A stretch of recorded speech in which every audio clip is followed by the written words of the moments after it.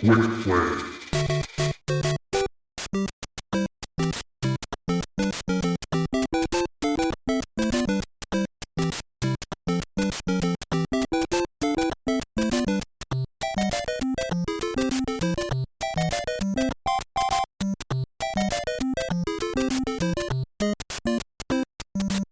So you think you know Super Mario Brothers? Well, maybe you do, maybe I'll surprise you, because this year marks the 40th anniversary of Nintendo's legendary 8-bit masterpiece. That's 4 decades of jumping, stomping, and discovering secrets in the Mushroom Kingdom. Today I'm going to be diving into the bizarre and the brilliant and the beautifully broken secrets that are baked right into the code. So from the glitched out Ghost Marios to the coin-powered disco parties, the fireballs sync to music to unused balls that never made the cut. This isn't just a platformer, it's a gold mine of, wait, what? Moments. So whether you're a speedrunner, a retro collector, or someone who still calls Goombas evil mushrooms, there's something here to blow your cartridge-based mind. I've sorted these into 3 worlds: game secrets, design tricks, and development lore, and then there'll be a final little factoid section. So strap yourselves in, grab a mushroom, and let's go! So this is Quick Play. This is a normally Patreon-only show for all our Patreon members, where you can join at patreon.com/retrotopia for free and get this episode, plus a whole bunch more, which I'll get into at the end of the show. What we normally do in Quick Play is we'll take a game that we just can't really make a full regular episode out of it, or somebody from our hero tier suggests that we play because that's one of their perks, and we do a quick mini review on it. One of us will do that. So this time I decided, because everybody knows Super Mario Brothers, that I want to do this kind of things we've learned in the last 40 years about the game, and I've been working on this for a while, so I'm going to give this out to everybody for free, because I don't see a reason to lock this one behind any doors, because it really does showcase what we as a podcast bring to you behind the Patreon tiers. So with that out of the way, let's get into our first segment called The Strangest Secrets from Super Mario Brothers.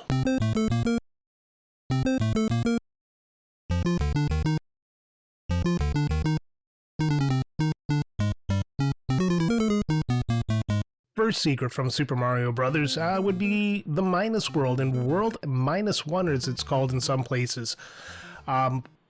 It's probably the most infamous glitch level in Mario history. So it's found in World 1-2 in the area that leads to the Warp Zone. So to access it, a player must perform a precise wall clip glitch near the end of the level by jumping backwards through a pipe tile and a wall segment. What it does is, instead of taking you to a valid Warp Zone world, it drops you into World -1, a glitched, unnamed stage. The name -1 actually appears due to a memory overflow, and it's a result of the game pulling invalid level data and displaying it as -1. So what is it like? The level layout resembles a typical underwater level, but it lacks an exit, flagpole, or end condition. Once you reach the end, the pipe that wouldn't typically take you to the next level just loops you back to the start, and you're stuck in this endless cycle, swimming forever in a corrupted version of the Mushroom Kingdom's aquatic depths. So the level is going to include bloopers and cheap-cheeps, and it loops in this, creating a strange sense of deja vu. There's no music change, and the lack of progression really gives it a haunted, liminal space vibe. And one thing about this is it only works on the NES version of the game, the NTSC version. In the Japanese Famicom Disk System version, World -1 is different and can be completed. It's a collection of 3 glitchy stages instead of one endless loop. And this matters because it was one of the first widely known video game glitches, given rise to urban legend and playground rumors of the 1980s and 90s, like we like to do. It's still referenced in game design circles, documentaries, even speedrunning communities as kind of a symbol of accidental mystery in early gaming. Nintendo never patched it.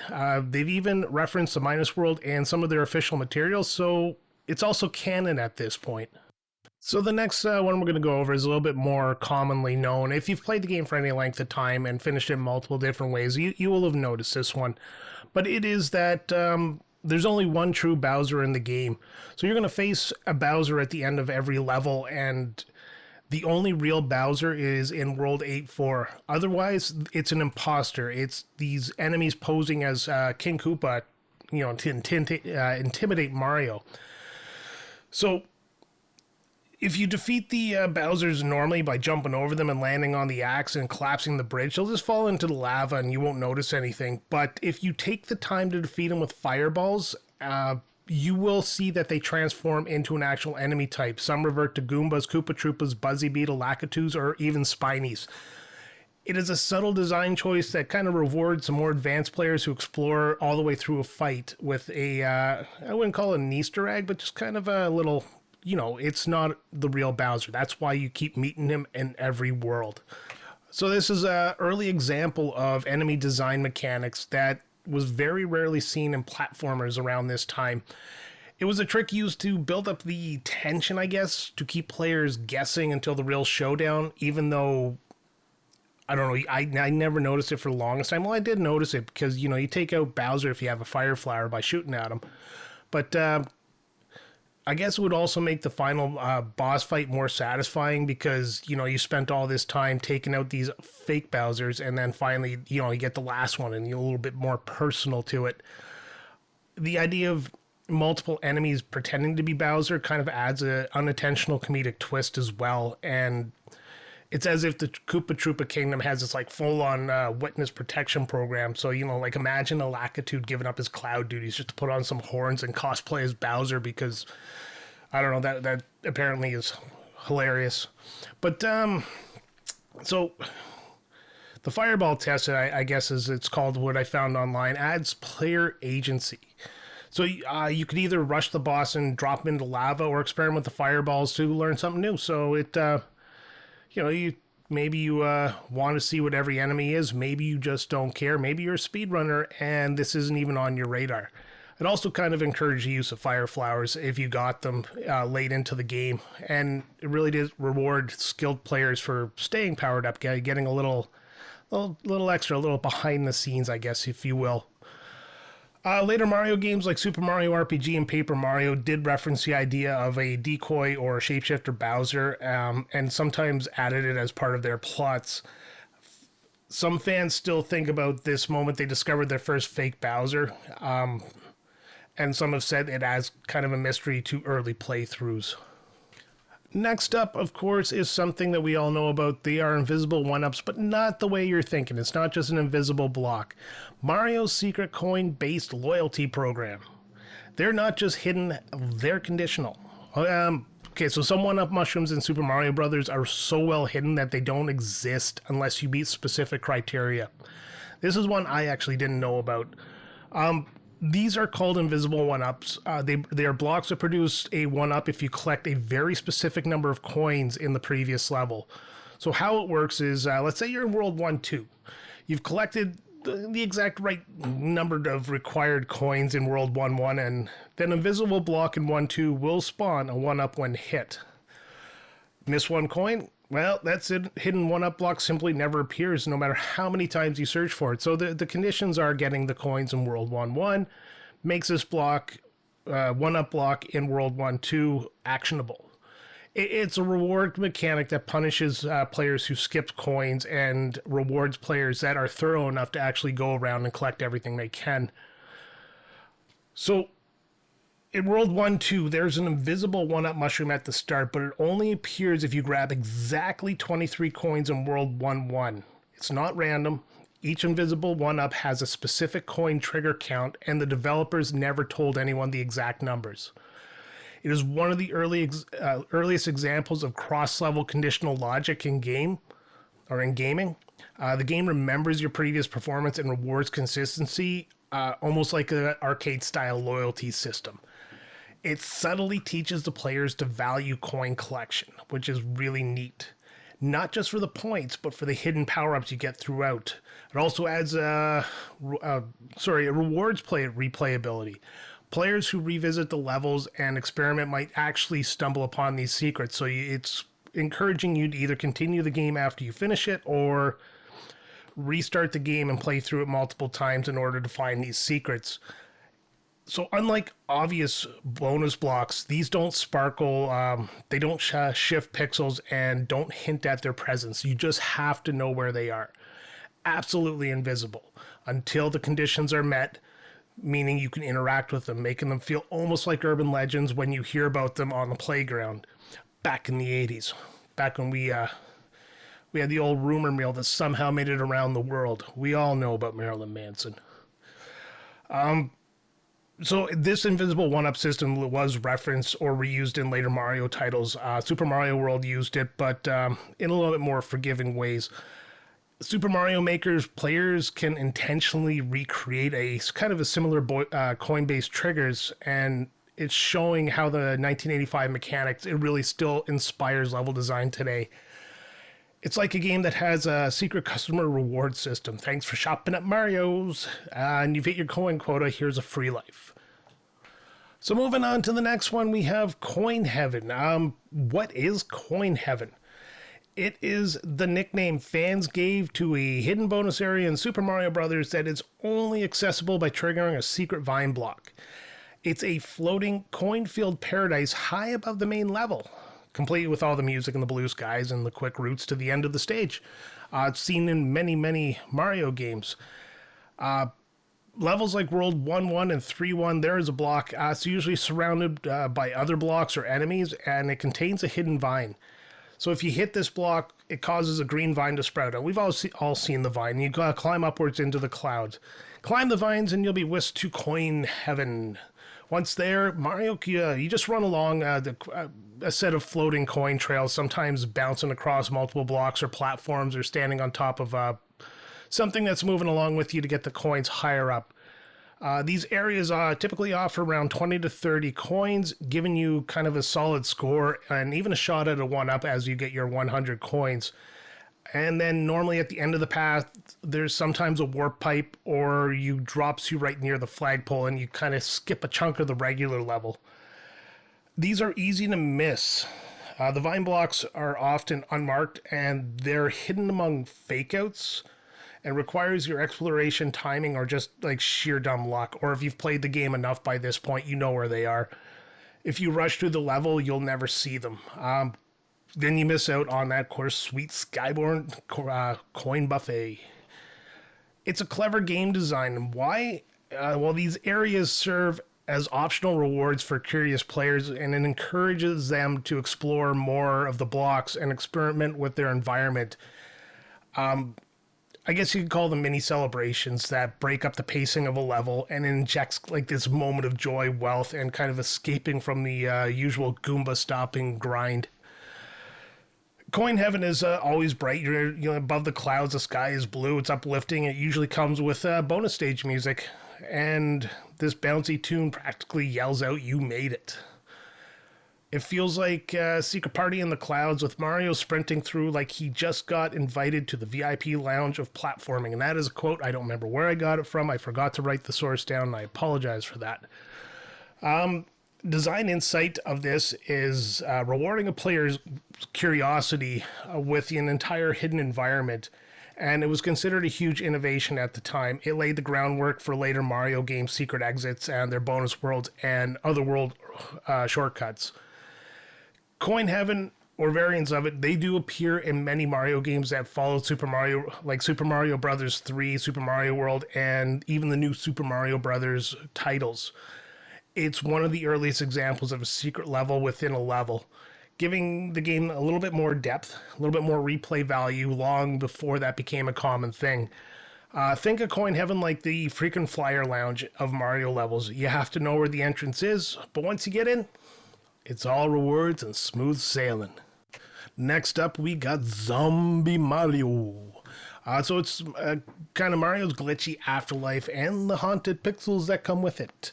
So what triggers the Zombie Mario? It's a very strange glitch that occurs when Mario collects a power-up at the same time he dies. So example, falling off the screen, touching an enemy, or running out of time right as a power-up activates. The game struggles to update Mario's state properly, and it leads to this unexpected and eerie behavior. Mario may respawn looking like a mashup of states. It can appear as small Mario wearing a fire flower suit, with a form that doesn't normally exist.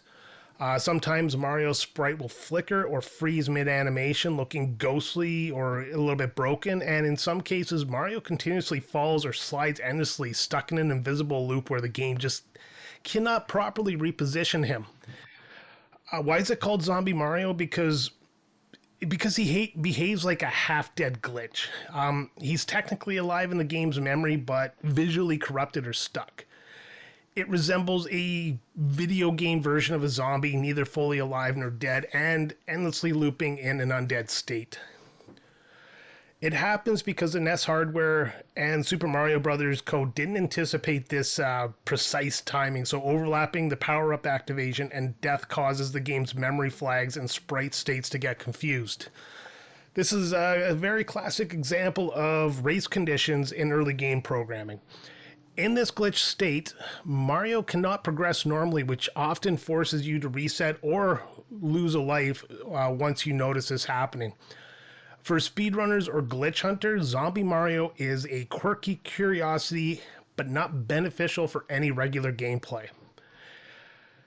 This glitch isn't mentioned in any official manuals or guide. It was spread by word of mouth through early gaming communities and glitch compendiums.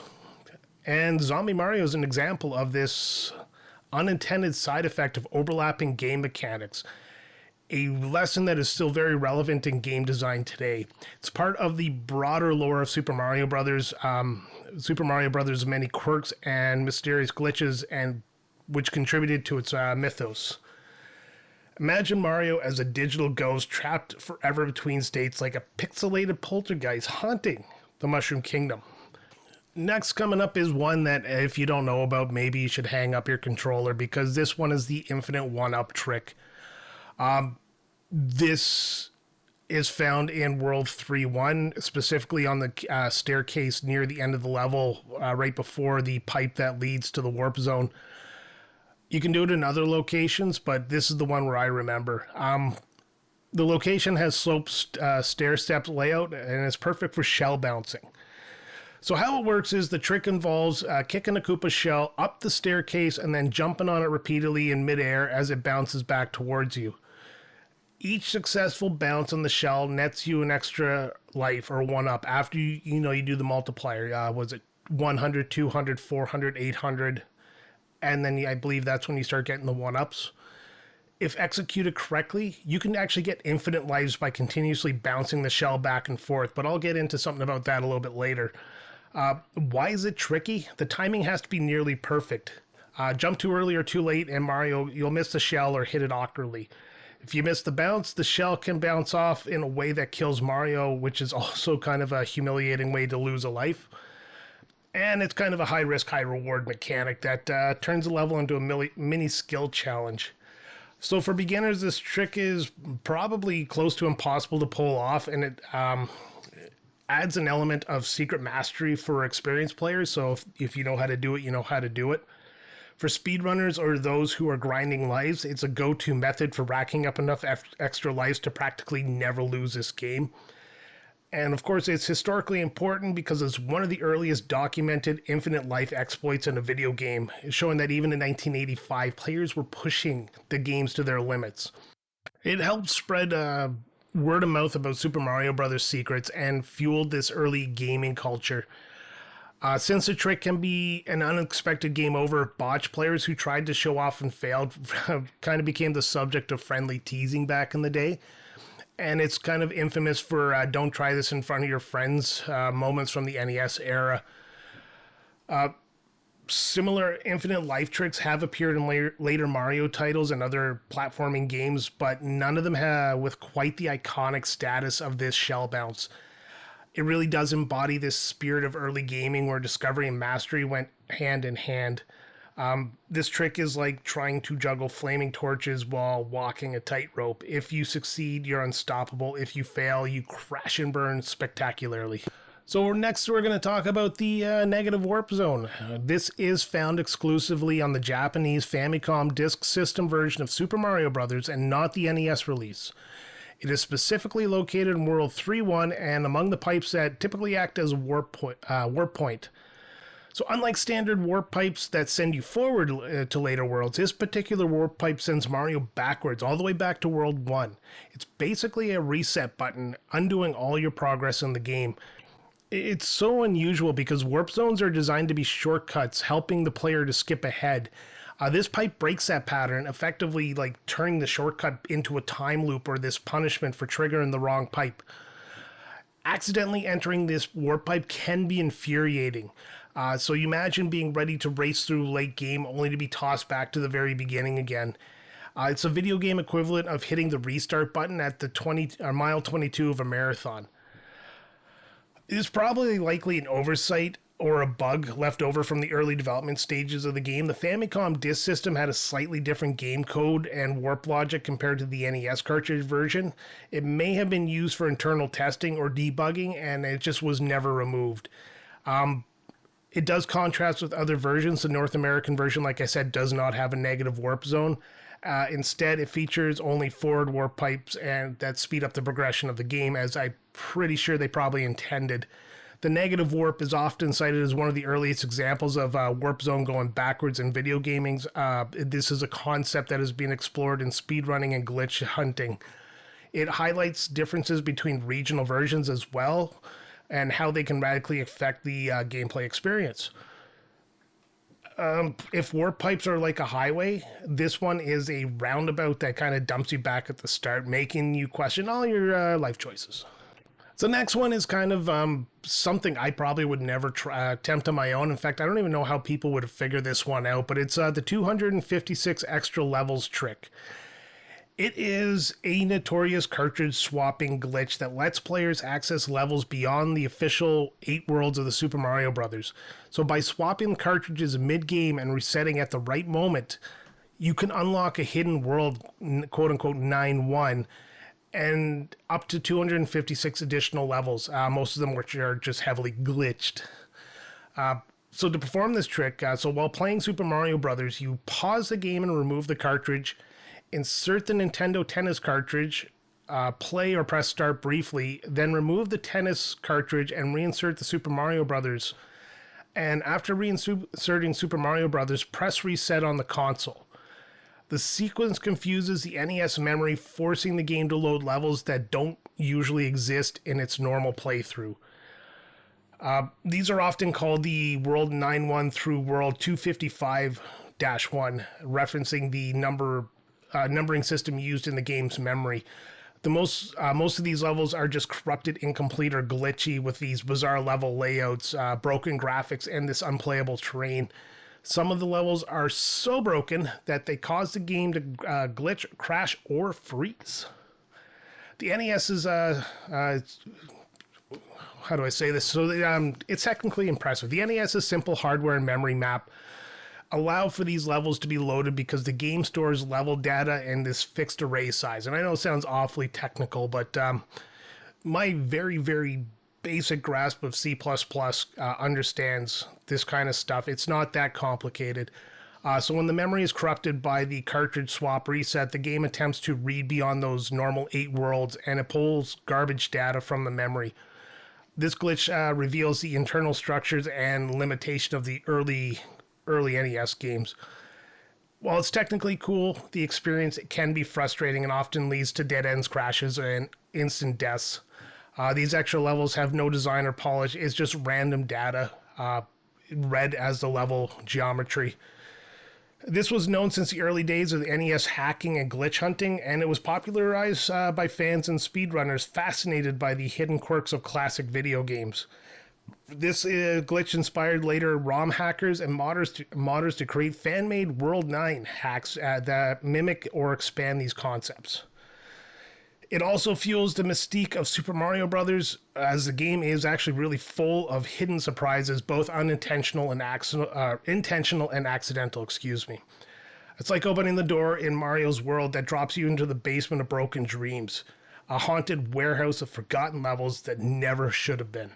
So earlier I mentioned the infinite life trick, but you got to be careful with that because you can get a game over at 129 lives. When is it too much for Mario's life counter? The limit Super Mario Bros. Life counter uses 8-bit value to track the number of lives Mario can have, and this means the maximum number of lives it can properly represent is 128 lives. It starts counting from 0 and goes to 127.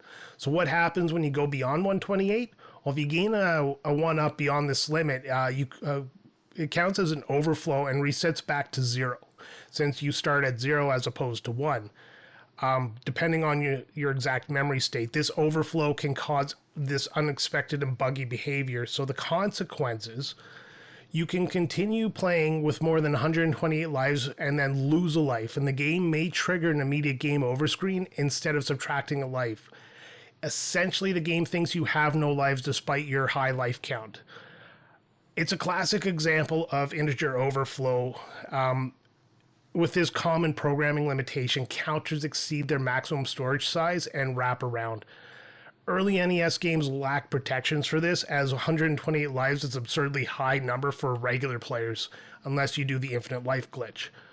Or, not glitch, but you know what I'm talking about. So how do you trigger this? Yeah, it mainly occurs at the infinite one-up trick in World 3-1, where you rack up a whole bunch of lives. And beyond the practical use of extra lives, it just becomes a programming boundary that players can't safely cross.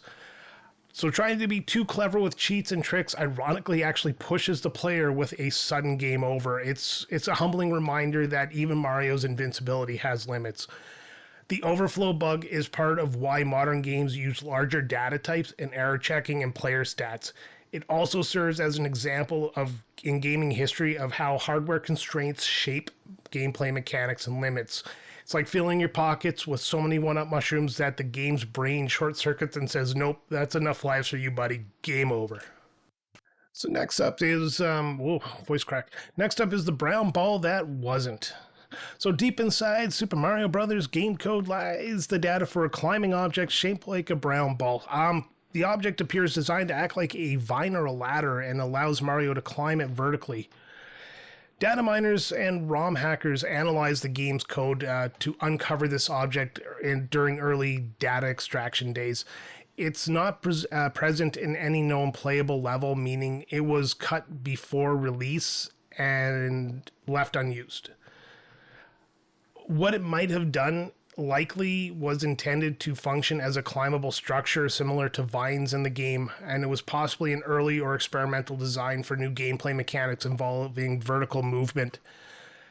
Why was it cut? Well, I'm not 100% sure, but most likely reasons include memory constraints on the NES cartridge. Developers had, of course, to prioritize when you always make cuts in games.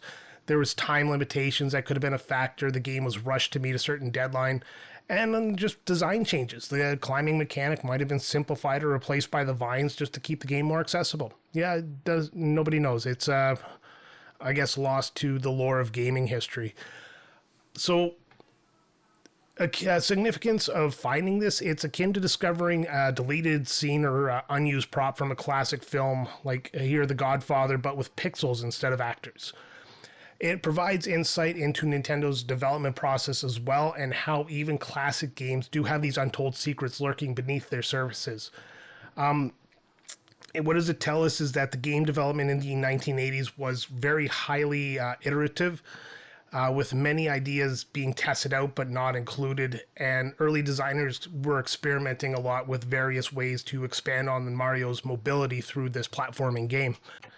Now, it does have a little bit of legacy and kind of community impact, so fans and ROM hackers sometimes create these mods or fan games that restore or reinterpret these unused assets, imagining what could have been in the game. So it fuels this enduring fascination with Super Mario Bros. As a rich, layered piece of gaming history. So think of the brown ball as Mario's deleted climbing buddy, a character that never got his cameo but still lives forever inside of the game's shadows. And before moving into our next segment, let's go over one last one, which is the origins of Goombas. So, according to the original Super Mario Bros. Instruction manual and some later official Nintendo lore, Goombas were once peaceful citizens of the Mushroom Kingdom. These innocent beings were transformed into hostile creatures by Bowser's dark magic. That means every Goomba you stomp on is essentially a victim of Bowser's curse and not just some mindless enemy. And let's call it a layer of tragic backstory to this classic brown mushroom-shaped foe. There's also coin blocks that are transformed Toad. The manual does hint at this, that some of the coin blocks Mario might be, or that Mario hits might be magically transformed Toads. The Mushroom Kingdom inhabitant, as we all know. So every coin you collect could be from a friend in disguise, and Mario's coin collecting kind of takes on a darker tone because you're just collecting dead toads. This is interesting because it really does add depth and moral complexity to Mario's adventure. You know, he's not just stomping enemies, but like battling the effects of Bowser's dark magic on innocent lives. It really does humanize the typically disposable enemies of the world itself. The impact on its lore makes that this origin story influence later Mario games and spin-offs like Super Mario RPGs and the Paper Mario series, which really explore the Mushroom Kingdom's citizens and Bowser's influence in a little bit more detail. The theme of the transformation and curses become a recurring motif in these games. So, by giving enemies a backstory, Nintendo is trying to add emotional stakes for the player and increase the immersion without really changing the gameplay mechanics. It's an early example of world building in platformers, a genre not known for complex storytelling at the time. It's also a fun, darker mental image.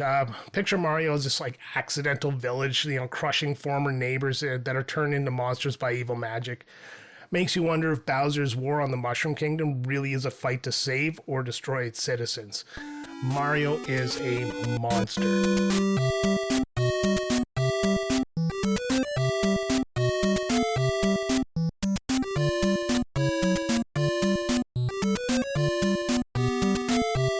So now that we've explored the glitchy underworld and those sneaky secrets hiding behind the shadows, let's explore the brains behind the magic.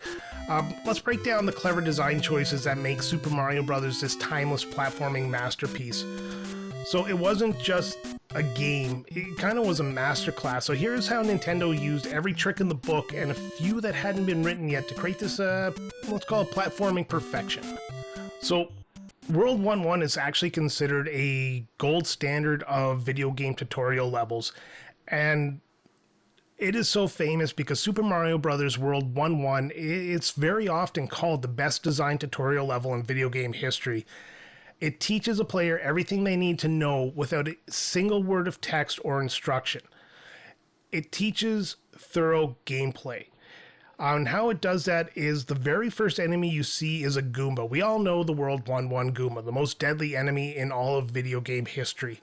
And it's slowly walking towards Mario. This creates a very immediate and simple threat. Jump on it or lose a life. There's no tutorials, no pop-ups, just you figure it out by pushing buttons.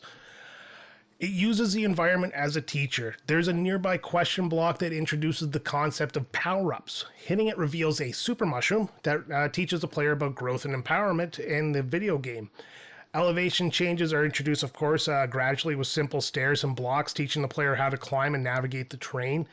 And there's no explicit instructions throughout this. There's no tutorial text, no instructions appear on the screen. All lessons are actually learned by interacting with the environment itself. This allows players to experiment freely and figure things out by their own pace. Now, Mario Brothers or Super Mario Brothers isn't a complex game, so this tutorial level works perfectly. Its impact on game design is still studied in game design courses worldwide as this masterclass teaching thorough gameplay. It influenced countless games that followed as well, showing like how to onboard players effectively without breaking the immersion.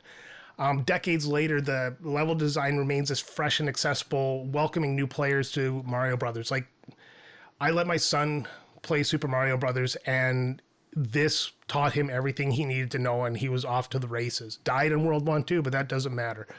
So it is a benchmark of how to introduce mechanics organically. A little bit of fun trivia. The level was meticulously designed over multiple iterations to strike the right balance of teaching and fun, and even the placement of blocks, enemies, and gaps was very deliberate to create this seamless tutorial experience. So another design choice, we all know the clouds and the bushes, right? So what's going on here is in Super Mario Brothers, the clouds and the bushes you see in the backgrounds, they use the same sprite and the same pixel art image. It just simply does a palette swap, a color swap that makes them look different objects. Obviously white for cloud and green for bushes. They did this because it saved memory. It used, the NES had minimal memory and like this graphical capability, so Nintendo really had to be highly efficient with how they used these sprites. Reusing the same sprite for multiple background elements really did save valuable memory space, and memory space that could be used for other parts of the game. The NES cartridge only had a few hundred kilobytes of storage, which is like a fraction of a modern game size.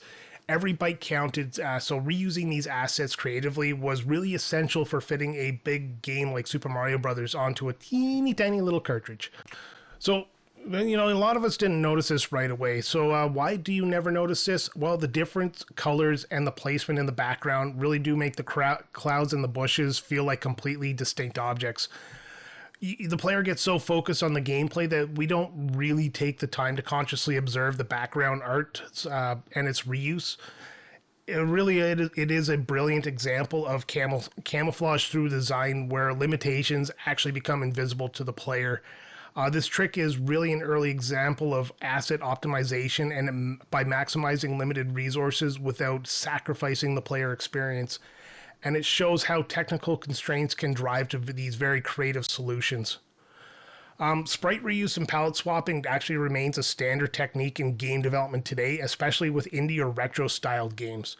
Super Mario Bros. Set a standard for intelligent resource management in an 8-bit game design. So a little fun trivia on this one: even speedrunners and veteran players often discover this fact only when told, and kind of proves just how well Nintendo hid this technical shortcut in plain sight. It really is a testament to how limitations can inspire clever artistry. Next question is, have you ever wondered why Mario has a mustache? It's another memory hack. So why does Mario wear a hat? So early NES sprites were really tiny, usually only 8x8 pixels for a character. Drawing hair details at this scale was really difficult, so animators had to give Mario a hat to avoid having to animate the hair movements or complex shapes, so the hat became an instantly recognizable part of the silhouette. But why does the mustache exist? With such a small sprite, it was very challenging to draw a clear mouth or expression on Mario's face. The mustache was added to suggest the presence of a mouth and a nose without needing the extra pixels. It also really helped define Mario's face visually, adding depth to this character. Mario's overalls are really brightly colored and distinct from his shirt, so that players could easily see his arm movements during jumping and running. So that was another trick that was used. This visual clarity was very crucial to help players track Mario's action on the screen. It's design brilliance, because these design choices weren't just artistic, they were practical solutions to hardware and memory constraints. The result is this iconic character that whose look really is inseparable from its technical origins. It matters because Mario's design proves how limitations can really inspire this creativity, turning potential problems into defining features. And this really did define how Mario has looked throughout the ages. The mustache and hat aren't just style, they are a memory hack, making the character readable and expressive on minimal hardware. Mario's look has, of course, persisted for decades, proving that this effective and simple game design can really be timeless, and this principle influences character designs in Mario games to this day, and it also does so in other pixel art and retro styles. Here's a fun mental image. Think of Mario's mustache as pixelated cheat code. This clever trick really did make his little plumber face come alive, despite the tiny size. And another technical thing, we all know Koji Kondo did the masterpiece of the music for this game, and what I didn't know is that the music actually moves with you. So who is Koji Kondo? The legendary composer behind the Super Mario Bros. Iconic soundtrack, including the main theme that everybody recognizes instantly. He didn't just create a memorable melody, though. He actually designed the music to sync perfectly with Mario's running speed. The beats and the tempo are intentionally matched to the rhythm of Mario's default movement. So what does this really mean for the gameplay? Suppose a player runs or jumps in time with the music. In that case, it feels natural and satisfying. Like the gameplay and the soundtrack are working together. And the music really guides players' movements subconsciously, encouraging like a smooth, like rhythmic play style. and this really is music as a gameplay mechanic. So unlike traditional background music that's kind of merely sets the mood, Super Mario Brothers soundtrack served as an active gameplay music. It enhanced the player's immersion and timing, and it forced the game's flow and the pace. It was an innovative approach, which was groundbreaking for 1985, and it set a new standard for game music design. It influenced countless future games to think of music as something more than just ambiance for the game, and treat it as more an integral part of the gameplay. A little bit of fun trivia on this: the famous overworld theme, sometimes called the ground theme, is actually a carefully crafted rhythmic pattern designed to match Mario's running stride, as I mentioned. And speedrunners often try to keep their movements synced with the music for that extra flow. There's a little speedrunning trick for you. So, of course, the legacy of Koji Kondo's work on Super Mario Bros. Established that the game's soundtrack could actually shape a player's experience just beyond hearing. It helped elevate video game music to an art form. Imagine Mario as a dancer, perfectly choreographed to the beat of his own theme song, jumping and running in harmony with the music. So we all have played Super Mario Brothers, and we have seen some of the flagpole firework logic, or the fireworks when you jump down the flagpole. So what really triggers these fireworks? When you reach the flagpole at the end of the level, you'll sometimes see them colorfully exploded in the sky. It's not really random. If you didn't know, it's actually based on the last digit of the level's timer or when you touch the flag, not and touching the flag. So how does it work? Well, the timer has to be 1, 3, or 6, that last number, and it triggers a fireworks display. So, for example, if you're finishing the level with a 41, a 63, or a 36 seconds left, it will light up the sky.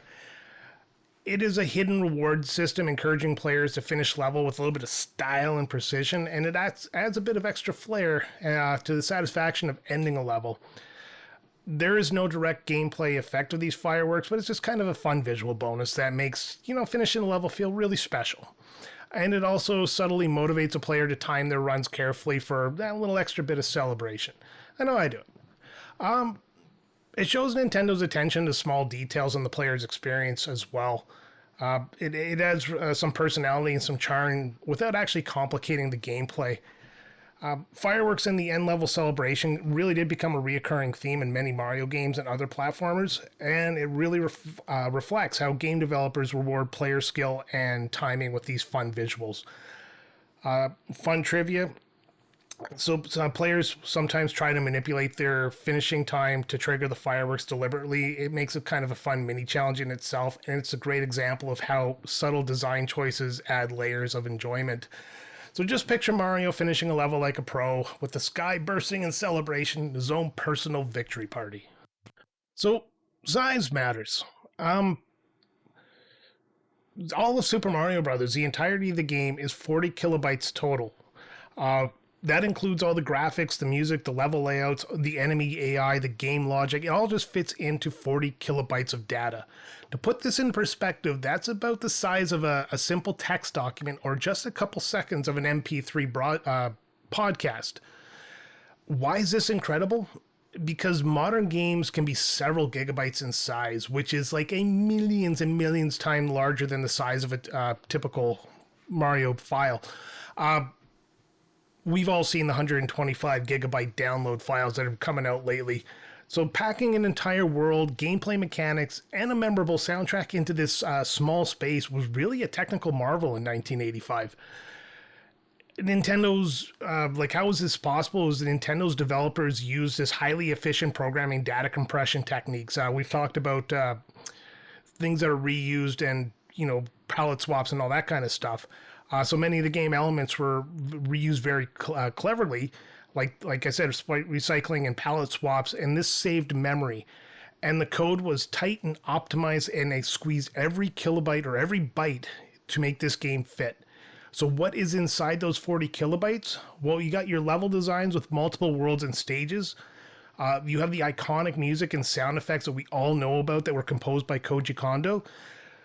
You have enemy behaviors and player controls. And of course, you have the graphics for Mario's, the enemies, the backgrounds, the items, and the effects.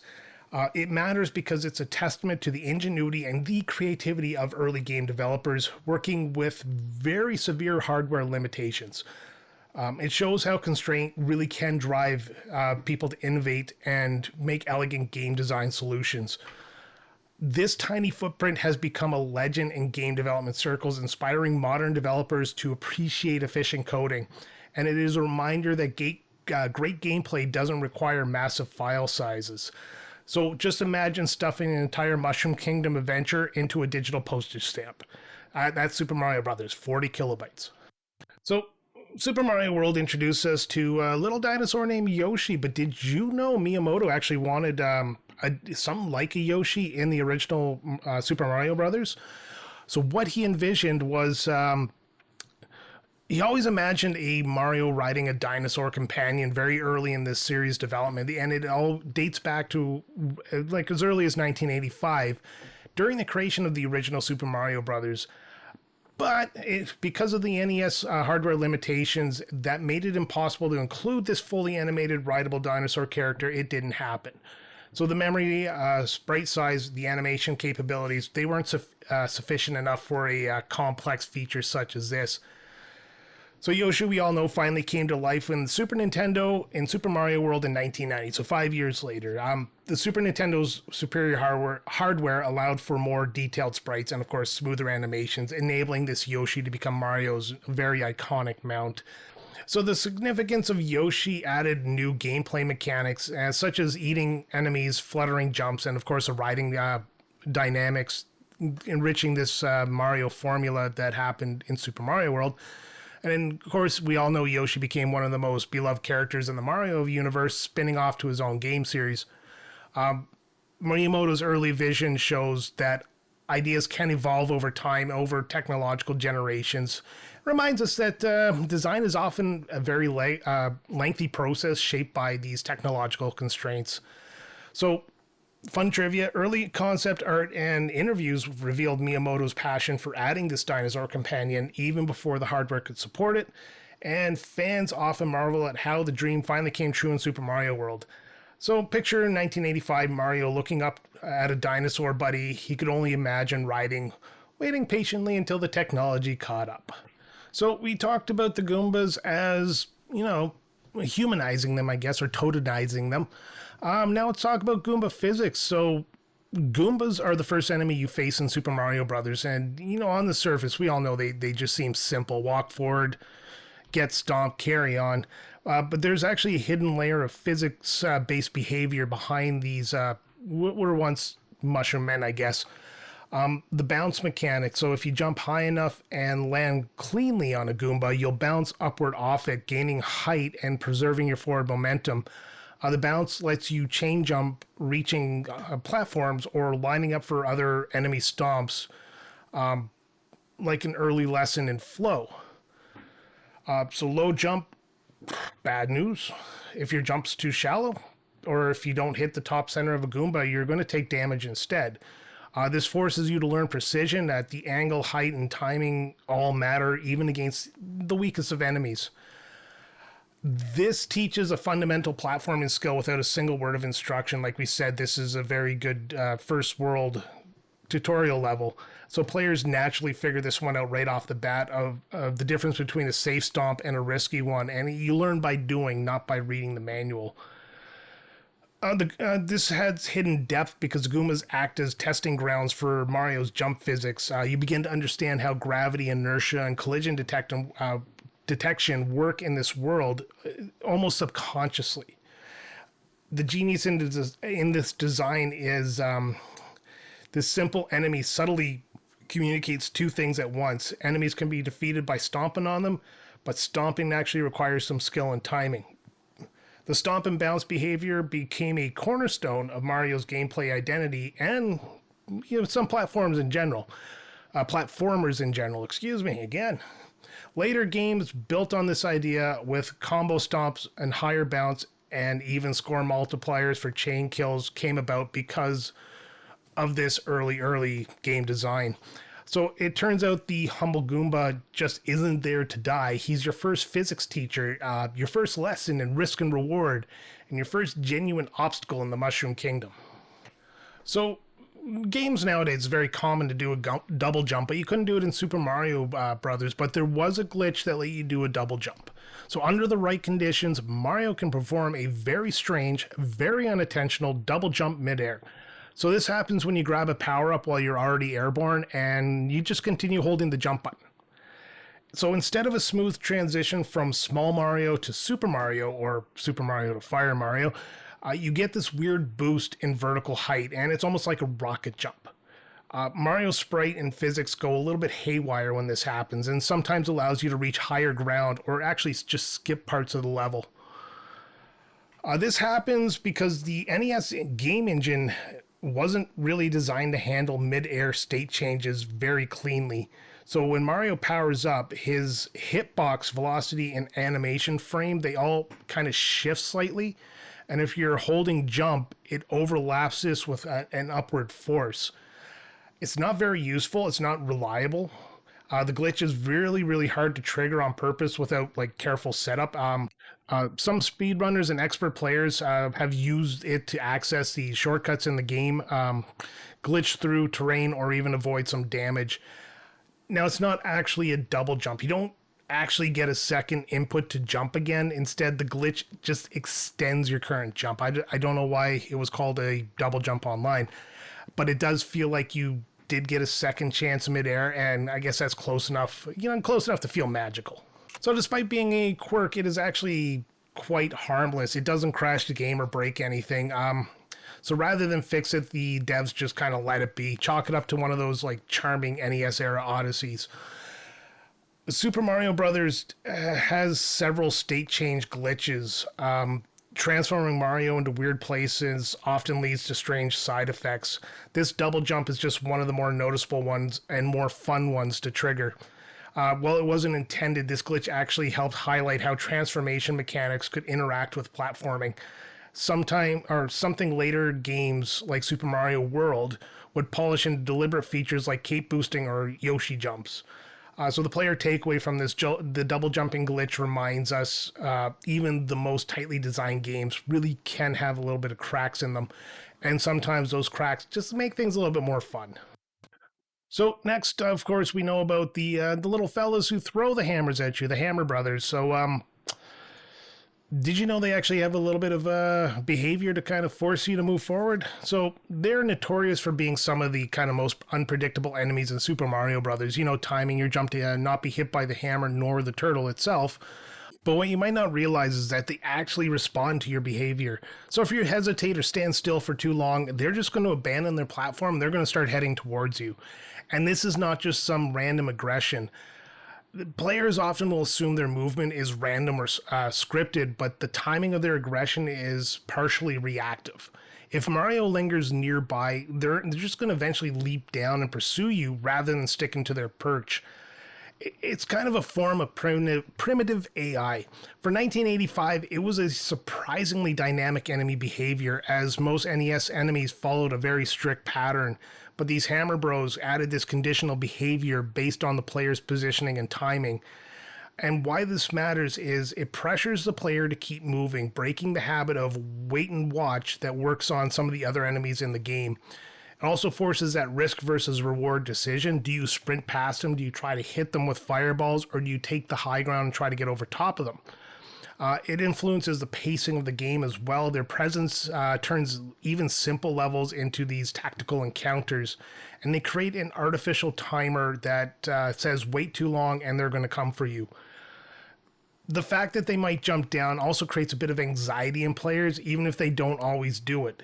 That feeling of unpredictability ramps up the tension a little bit, especially in the later levels where the Hammer Brothers are often paired with a pit or these tight platforms.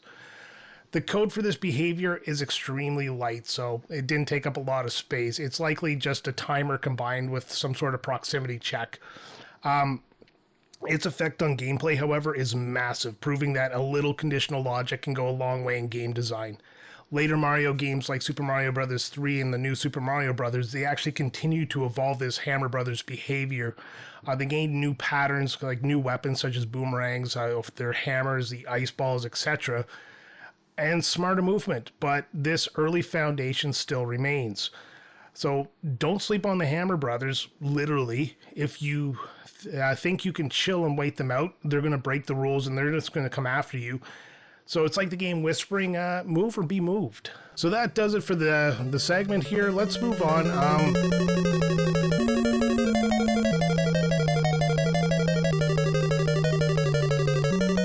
Because this wasn't just game design, this was game engineering. So let's crack open the Nintendo Dev Vault and talk about Easter eggs and developer insights. So we've seen how the game plays and it moves, but what about the minds that dreamed it all up? We're going to take a peek behind the curtain and cover the stories and the inspirations from Nintendo's legendary creators. And we're going to start with a little bit of Zelda. So those fire bars you see in Bowser's Castle, they are Zelda inspired. So we've all seen the spinning fire trap you encounter in the Bowser Castles. They're called fire bars, and they might feel a little bit out of place in a world full of Goombas and Piranha Plants. And that's because they weren't initially actually made for Mario. They were first prototyped during the development of Legend of Zelda, which was being built at the same time as Super Mario Bros. And both games were in development by R&D 4 at Nintendo under the direction of Shigeru Miyamoto and Takashi Tezuka, and they were sharing many of the core team members.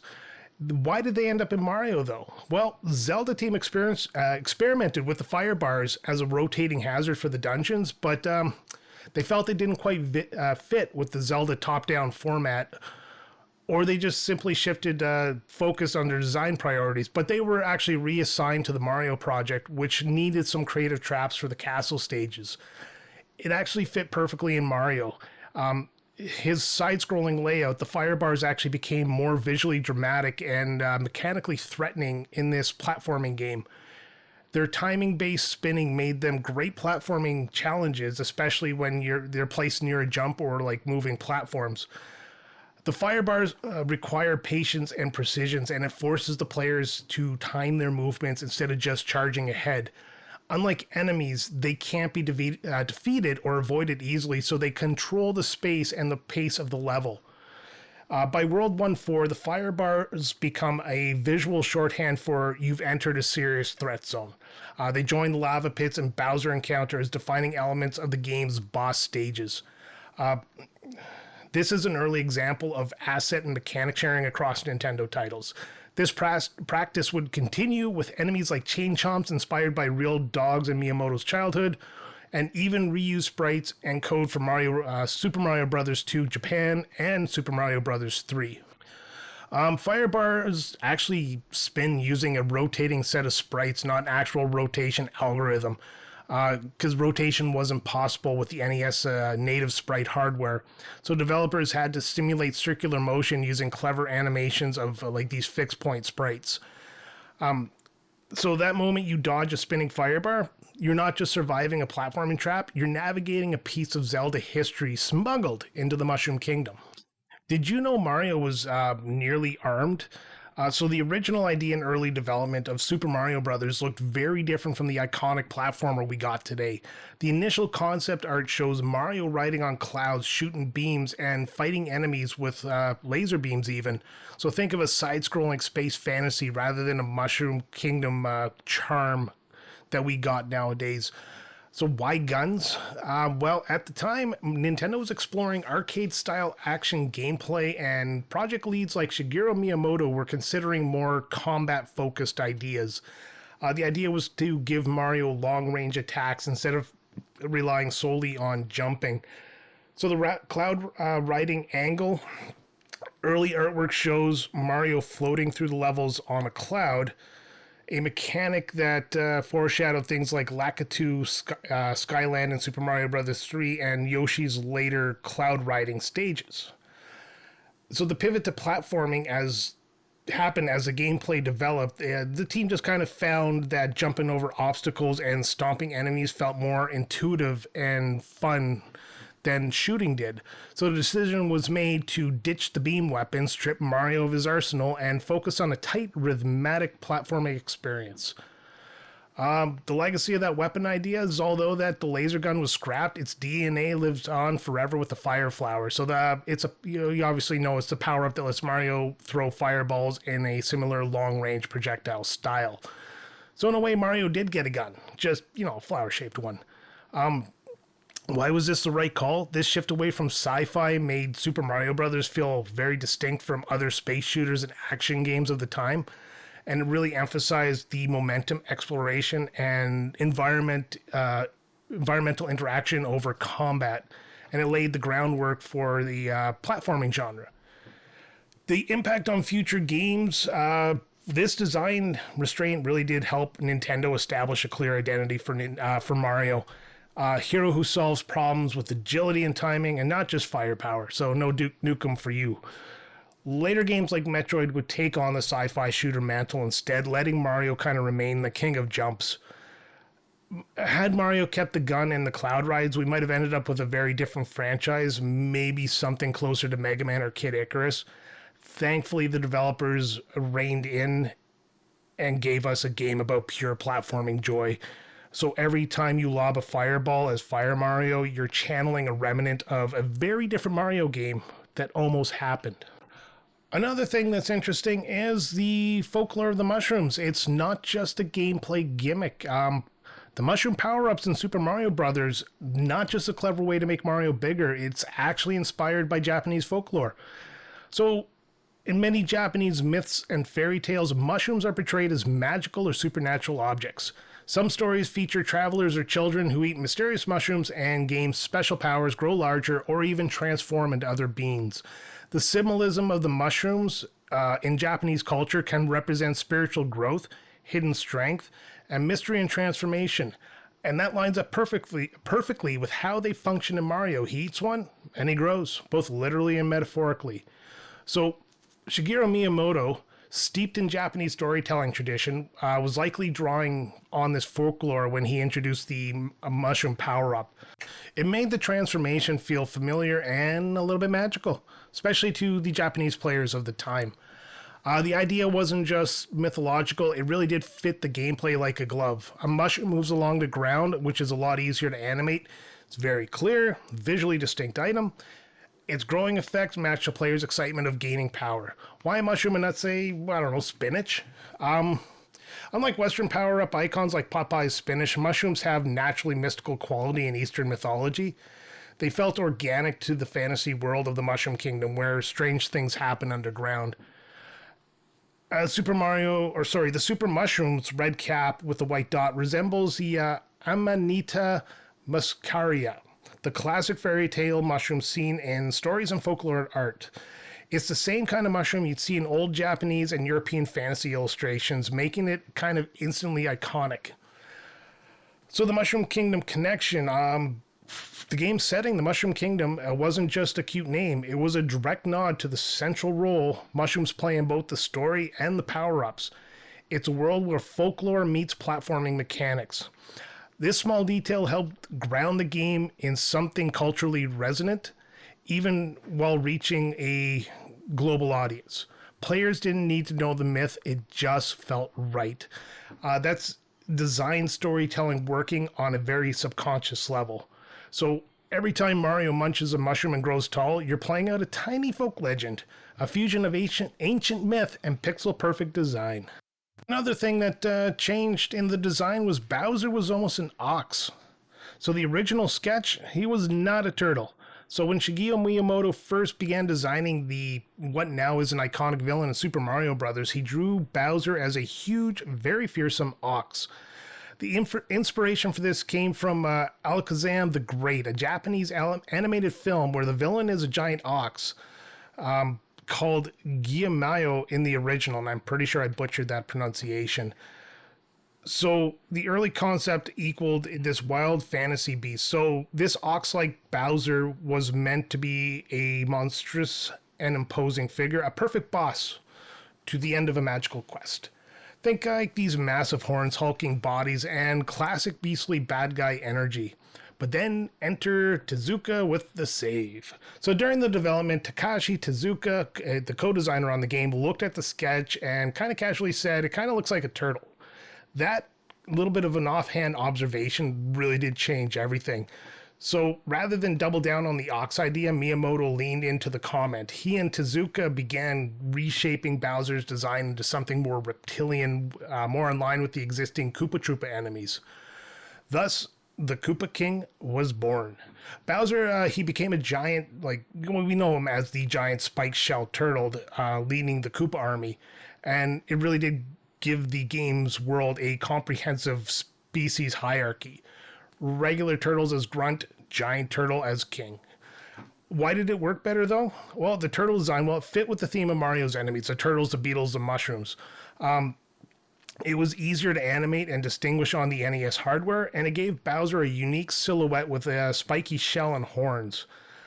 Still, some Ox DNA is in there, so Bowser's horn and snout-like face still carries the traces of that original concept. His aggressive stomping behavior, still very bull in a china shop.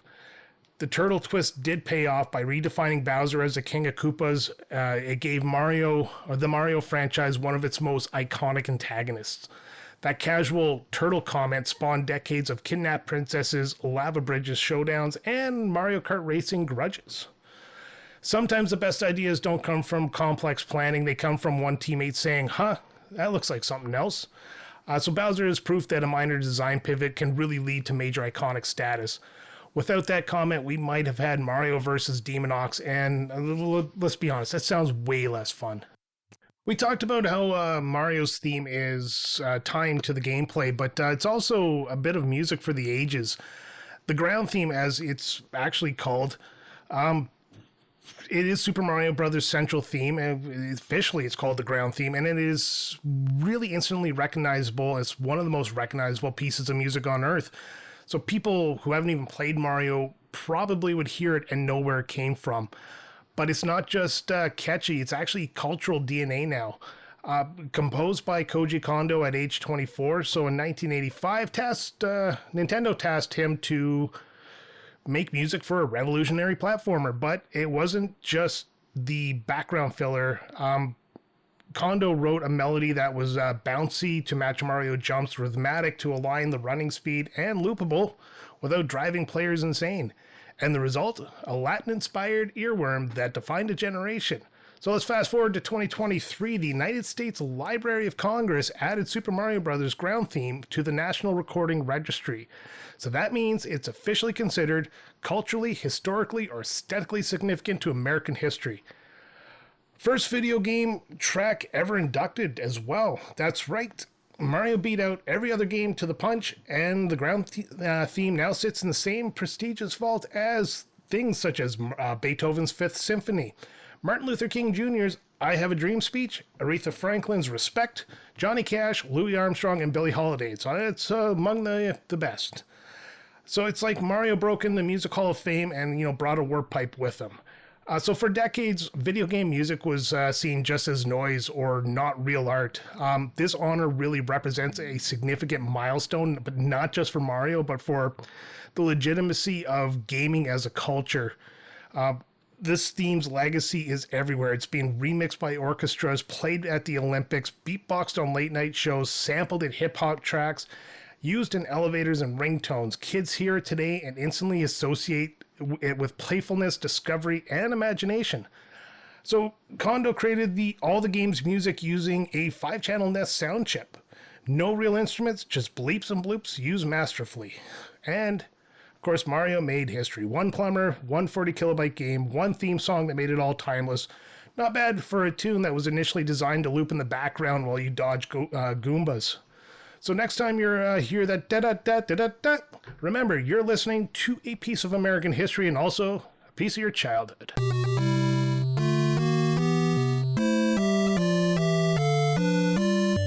So thanks for diving deep into the wild, weird, and wonderful world of Super Mario Bros. With me today. It's been 40 years since this game came out. And 40 years on, this game really does continue to amaze us, not just for its timeless gameplay, but the hidden secrets, the clever design, and of course, the creative genius packed into every pixel and line of code of this game. We talked from the endless looping of the Minus World to Bowser's surprising origins. This game is a treasure trove of stories and surprises that keep players coming back and discovering new layers to the game decades later. I learned stuff doing this, research for this. So if you loved exploring those secrets as much as I did, you can, listen to us more on our Patreon over at patreon.com/retrotopia. There you can listen to shows like Quick Play and a lot more for free. So what you can do over at patreon.com on the free tier is you get Quick Play, which I think I mentioned at the beginning is a single host quick review of a smaller game that we couldn't make work for the main show, or somebody from our hero tier asked one of us to play as is their perk. You'll also get Retro Bites 15 days early, where we try to release it mid-month, and it has an extra topic on it. You also can listen to our Patreon exclusive show for the hero tier called New Game Plus. There's a couple of episodes out now. As well, on the free tier, you can join us in the comment sections of Retrotopia to write a comment to the host or about the game, or play what is a relatively new game, Choose One, Lose One, a game where you pick a power and we pick a handicap. So don't forget as well, you can also connect with us on Discord through our social media, or through our social media. So you just head over to linktree/Retrotopia. That's linktr.ee/Retrotopia. All the links are there. Links to Instagram, Blue Sky, Twitter. Our Dashery store is there if you want to buy some merch. And links to our Discord as well, where we got a nice yet small community started here, and a lot of video game talk in there. So, of course, as always, you can catch us every week on Retrotopia as we talk more about video games, and we kind of dive into it in the level that three fathers with limited time do. So, don't expect anything super deep or any, digging in the background like I did for this episode. But it is a fun time. We do have a lot of fun talking about them. So until next time, let's keep those controllers charged and those pixels alive.